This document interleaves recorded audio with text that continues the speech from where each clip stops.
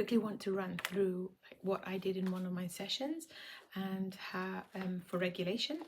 And so I had a little 11-year-old come into my room for the first session ever with her mother, and as she sat down and we began almost immediately, I didn't at the time realize, but I will now eventually, that she was already in a moderate state of anxiety. So there are 3 levels of anxiety: heightened, where it's inhibiting, moderate, where it's difficult, and low, where it is manageable. We were at that state of where she was there was difficulty. She was difficult for her to poke those letters extremely, and there was a lot of changing between the hands, and she would keep going for the same letter over, and there was a lot of difficulty in that. And now seeing this, I can assess that as being moderately anxious. And it even makes sense because after the more that she was getting more and more mispokes, her levels of anxiety was getting heightened. She got to the stage where it was inhibiting then at one point, and she was standing up. I had all the physiological cues. At the time I didn't know, but now I do, that she was standing up, she was pacing, she was going to her mother, she was vocalizing, she was getting agitated, and you could see like rapid breathing and stuff like that. And at the time she also came back to the seat, and as she came back and was given the poker, she also had the impulsive motor of throwing the pencil over and over again.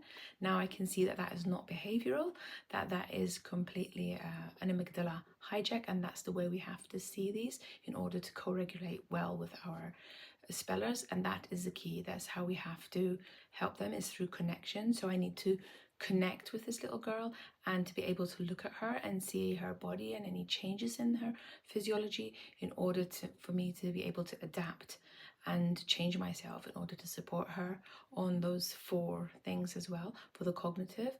And so at the time, what I did give her for the cognitive, the motor, the sensory, and the emotional, at the time I gave her some fidgets, and I gave her a water break, I gave her a snack break, I told her to run around a little bit in the room if she wanted to, and I was giving a lot of validation and of course presuming competence.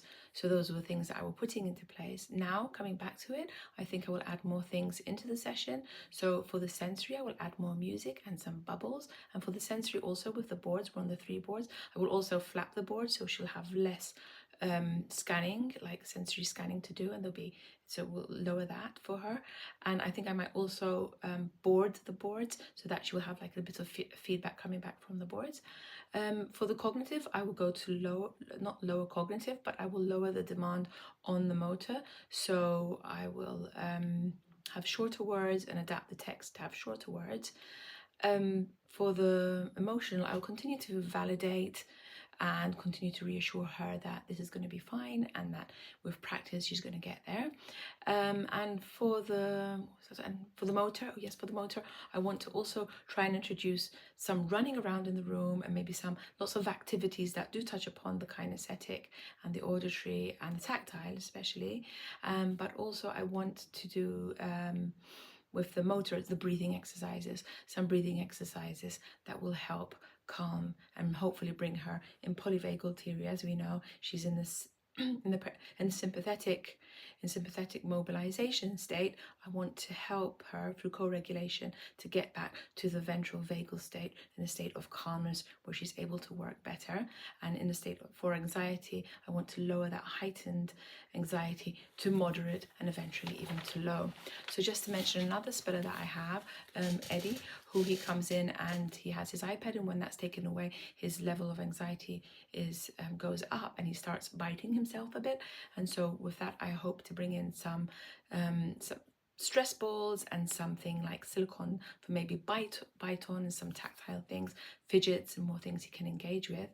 And I have also another speller who is his Lucas, and his mother tells me that he gets an amygdala hijack quite quickly without any warning. So with him, I'm always aware that, listen, the outside, and with everyone actually, the outside does not necessarily reflect the inside. So with him, I'm keeping a proximity, trying to not become a threat to him, because what the amygdala does is it scans through